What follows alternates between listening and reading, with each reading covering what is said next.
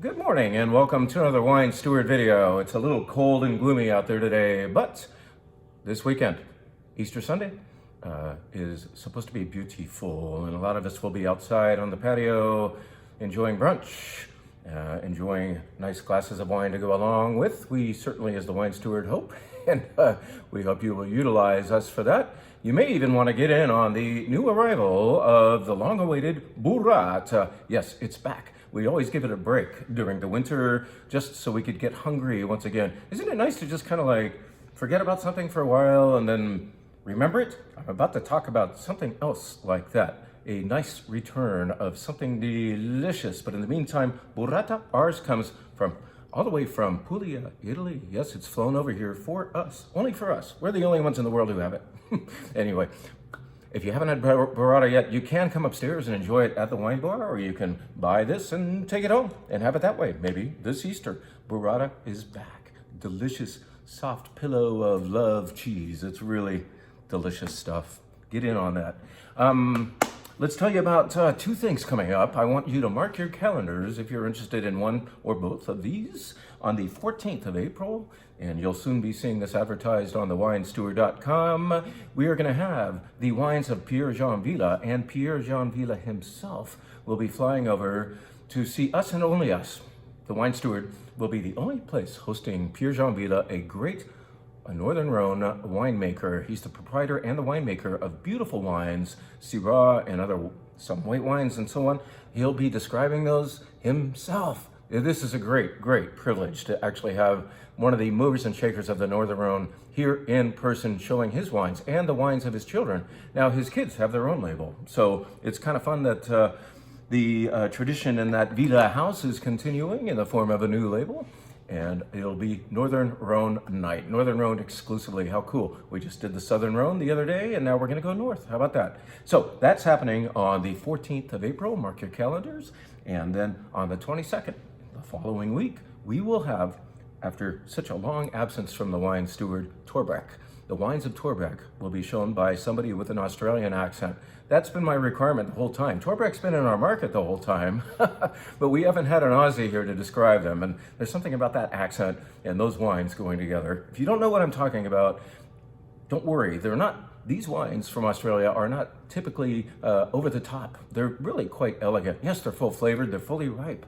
But the Torbreck wines, this is one of the only Australian producers we admire at the Wine Steward. And I'm so glad that we'll finally be able to put it in front of you in a sit-down presentation style tasting / sales event. Yes, that's what we call these affairs, where we convert this wine bar floor into more of a class setting and tell you about one wine at a time over the course of perhaps 2 hours.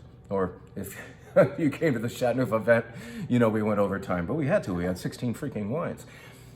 Whatever. This says on the 22nd of April, Torbreck, a really, really valid Australian Barossa Valley producer. Okay, let's tell you about what's going on at the wine bar and show you this. Bang. That is a Cabernet / Merlot Riedel glass. Can't see it very well, can we? Okay, there. Now you can see that shape. We don't talk about this glass very often, but it's used half the time at the wine bar. Why half the time? Because the other half the time, we're probably using this.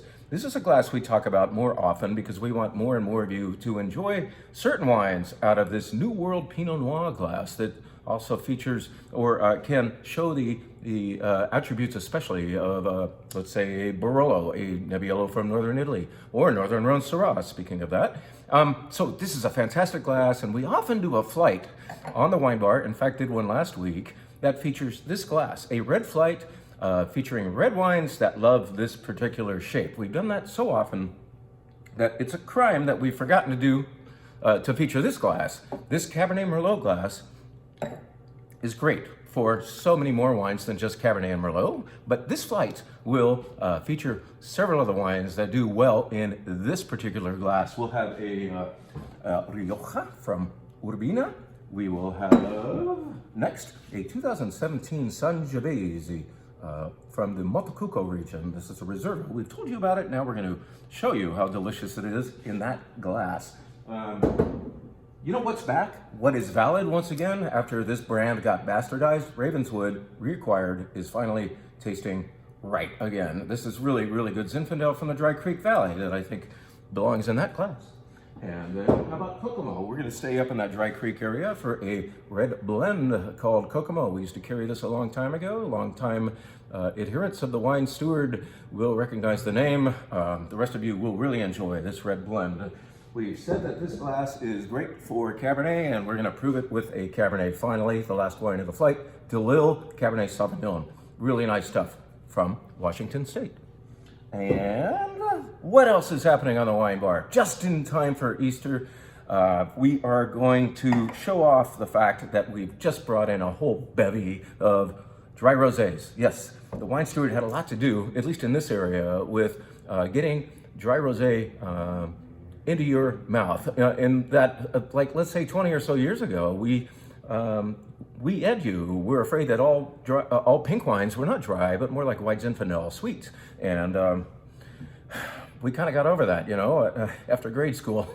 But we have since made a big deal about dry rosé, and we really like them young. We like them fresh. So all these 2025s have just arrived, and we're going to feature not one, but 5 of them. Instead of a white flight this week, we're going to do a dry pink flight. We will start you off with a old friend of ours, and it's brand new vintage of Fouquet, a wine that's fun to sip and say. Fouquet. That's from Provence. We're gonna stay in Provence, but go to another area of Provence called Costières de Nîmes. This is officially really a Rhone region, and this wine has a little more body to it. And that's why it's coming second. And why does it have more body? Because it features, instead of the first wine that uses Cinsault and Grenache, and even a little white wine called Rolle, this uses Vermentino, also Rolle, known as Rolle, and Syrah. The Syrah is the main component. That gives you a little more oomph on the palate. I would say this is a sipper or a niçoise salad wine. You could do this with pork chops, maybe chicken, anything really on a hot day. The next wine is going to take us to the Loire Valley. This is Bourgoule, which is really hard to say. Sounds like you're choking on something when you pronounce Bourgoule. And anyway, let's not do that again. Let's just say that's the name of the region in the Loire Valley where Cabernet Franc reigns supreme. This is in fact 100% Cabernet Franc dry rosé. You can tell. You can get that. If you've had the reds from there, you can identify features of those reds in this wine. It's a little brushy along with the fruit. Now we're going to go to Austria. How about that? Austria is one of Austria's main red grapes is Zweigelt, and that is featured in this dry rosé from Austria, where you might expect to see only Gruner Veltliner. Well, they make red wine there too, and they make rosé out of those red grapes as well. And this is Zweigelt from Müller. The last wine is actually a 2024, and we're doing that on purpose. This is not something that we've been sitting on for a long time and we just can't get rid of. In fact, we brought it in just last week because a Sancerre rosé can handle a little time and in fact can settle down and become a little more distinguished. The fruit drops a little bit and then you get other savory qualities by hanging on to that wine for a little bit. So Sancerre rosé is made of what? 100% Pinot Noir, it has to be. And the Sancerres, the white ones are Sauvignon Blancs. Did you know there was red Sancerre and rosé Sancerre? Those are made of Pinot Noir. And I think that's why this wine is a little more durable and ageable. Anyway, it's a lovely wine to finish off our dry rosé flight.